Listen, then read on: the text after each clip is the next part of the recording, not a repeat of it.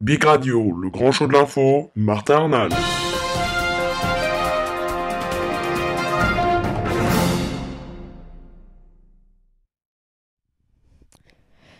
Bonjour à tous et bienvenue, merci d'être avec nous sur bigradio.fr, c'est parti pour le grand show de l'info, l'édition du samedi 25 mai 2013, merci d'être avec nous, c'est parti pour votre magazine de reportage du week-end, et c'est parti donc à commencer par le gaz de schiste, et oui le schiste est la roche sédimentaire la plus répandue de la planète, les réserves mondiales exploitables de gaz de schiste représenteraient plus de 187 000 milliards de mètres cubes, à peu près l'équivalent des réserves de gaz conventionnelles. Olivier Devos nous explique tout cela.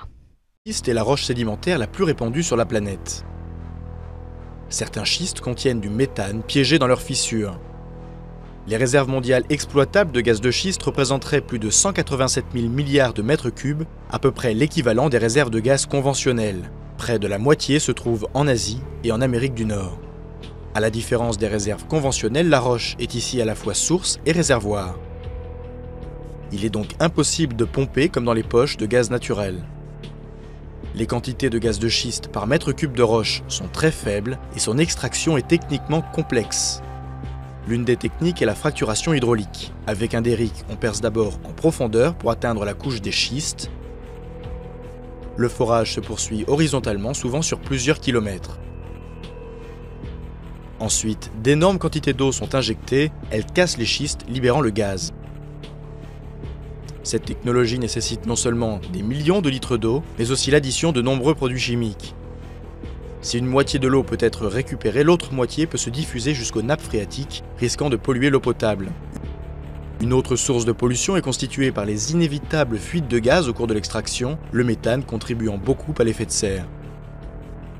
De plus, certains forages se sont révélés être à l'origine de microséismes. De ce fait, l'exploitation des gaz de schiste est très controversée. Et si elle s'est d'abord développée aux États-Unis et au Canada, la prospection prend son essor en Chine, Australie et aussi en Europe. Après la tornade aux États-Unis en début de semaine, les animaux attendent eux aussi leur maître. Et oui, la tornade n'a pas touché que les humains. C'est ce que nous explique Gilles Meyer qui est allé rencontrer ces animaux. Ils arrivent au compte-gouttes. Toute la journée, des habitants de Moore, Oklahoma, déposent des chiens et des chats retrouvés errants dans les rues après la tornade de lundi. Première étape pour les nouveaux venus, un examen médical. La première chose qu'on fait, c'est de voir s'ils ont des blessures, des coupures, est-ce qu'ils boitent. On regarde aussi leurs gencives. Ce chien est en bonne santé, mais il faut ensuite vérifier s'il porte une puce électronique pour localiser son maître. Malheureusement, la plupart des animaux n'en sont pas équipés et ils doivent attendre ici que quelqu'un vienne les chercher. Dans cet abri, des bénévoles s'occupent de 24 heures sur 24. Un travail harassant, mais Tiffany ne se plaint pas. Je ne peux pas me plaindre de trop travailler, surtout quand on voit l'épreuve que ces chiens traversent en ce moment. Tous ces animaux perdus, ça me brise le cœur. En tout, plus de 70 chiens et chats attendent le retour de leurs propriétaires. Et alors que la tornade a affecté plus de 30 000 personnes, dans cette association, on se prépare à devoir nourrir et soigner ces bêtes pendant encore des semaines. Certains propriétaires n'ont même pas encore d'endroit où loger. Ils doivent d'abord s'occuper de leur propre état de santé, donc ça va prendre 1 mois ou 2 pour que tous ces animaux retrouvent leur maison.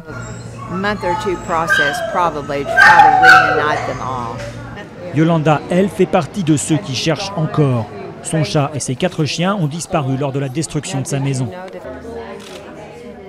Je n'ai plus rien chez moi. Je veux juste les retrouver. Tiger, lui, a eu plus de chance. Il dormira ce soir auprès de ses maîtres. Et justement, à propos de cette tornade, eh bien c'est Stéphane Coug qui nous explique comment fonctionnent les tornades. Une tornade est un phénomène météorologique de vent tourbillonnant, appelé aussi vortex. Il est violent et destructeur, mais bref est d'étendue limitée. Il se forme lorsqu'un air chaud et humide en provenance de la mer rencontre un air froid et sec en provenance des pôles. L'air chaud a tendance à remonter tandis que l'air froid, plus dense, descend. La condensation de l'humidité apportée par l'air chaud forme alors des nuages orageux.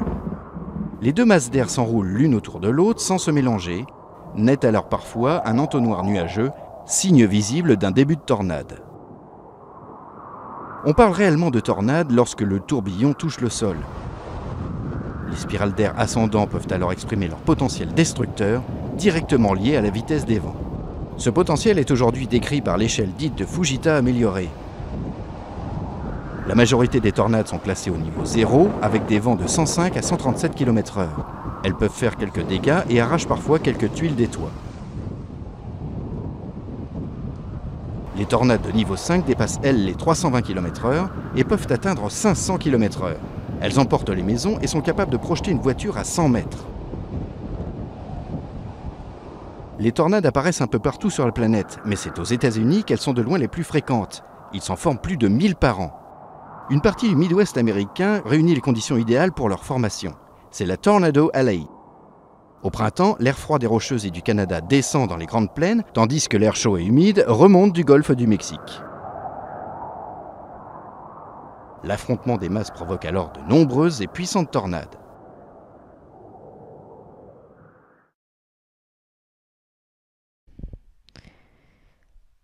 L'industrie des effets spéciaux à Hollywood est en crise, plombée par un marché mondial trop compétitif. Alors plusieurs sociétés spécialisées ont fait faillite alors que d'autres survivent à peine en travaillant sur des projets publicitaires. Certains professionnels du métier s'installent en Chine. C'est ce que nous montre Louise Minès. Iron Man 3, troisième du nom, troisième sortie, explosive. Le super-héros en armure domine le box-office depuis sa sortie. Un succès pas seulement dû au talent de ses acteurs, mais plutôt à ça. Et à beaucoup de ça. Les effets spéciaux sont devenus les stars des films. Aujourd'hui, nous n'allons pas voir un film parce que Sylvester Stallone est à l'affiche.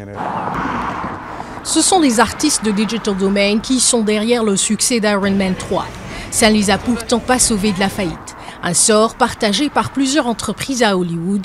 Dans Rhythm and Hughes, l'équipe a reçu un Oscar cette année pour Life of Pi, pour ensuite couler, victime de concurrence. Eh bien, il y en a 10 autres, 15 autres sociétés qui vous disent « Et moi alors, je peux le faire pour moins cher ». Ben Hampshire est à la tête du Mill à Los Angeles. Sur son bureau, des trophées témoins de ses multiples réussites, parmi elles Gladiateur ou encore Les Misérables. Mais le cinéma n'est pas assez rentable pour faire vivre la société. Les commandes publicitaires, si. La marge est sans doute plus étroite dans les films. Ce que nous faisons est très dur, très difficile. Ça demande beaucoup de personnes dédiées, de longues heures de travail, et si le processus n'est pas géré prudemment, ça peut dégénérer très vite. Pékin, c'est ici que de nombreux producteurs sous-traitent la réalisation de leurs effets spéciaux. Chris Bremble a créé Base FX en 2006 pour en profiter. Aujourd'hui, ses 265 employés travaillent sur des projets tels que Mission Impossible ou encore le nouveau Star Wars. Mais ce professionnel du cinéma ne pense pas qu'Hollywood disparaîtra sous la pression de la compétition globale, bien au contraire. Ici, les réalisateurs chinois de plus en plus ambitieux et dotés de budgets de taille manquent encore d'expertise en effets spéciaux. Ils devront chercher de l'aide aux États-Unis. Il est beaucoup plus probable que les opportunités viennent aux États-Unis suite à une demande chinoise. Ce que le secteur des effets spéciaux doit comprendre, c'est qu'il ne s'agit pas seulement d'envoyer du travail à l'étranger. Il s'agit aussi d'ouvrir de nouveaux marchés avec des clients chinois. Si Bremble a raison, ce sont peut-être un jour les clients étrangers qui réveilleront l'industrie américaine des effets spéciaux. Voilà donc, c'est la fin de ce grand show de l'info du samedi 25 mai. Merci à tous et toutes de l'avoir suivi et à demain pour de nouvelles actualités. Très bonne soirée.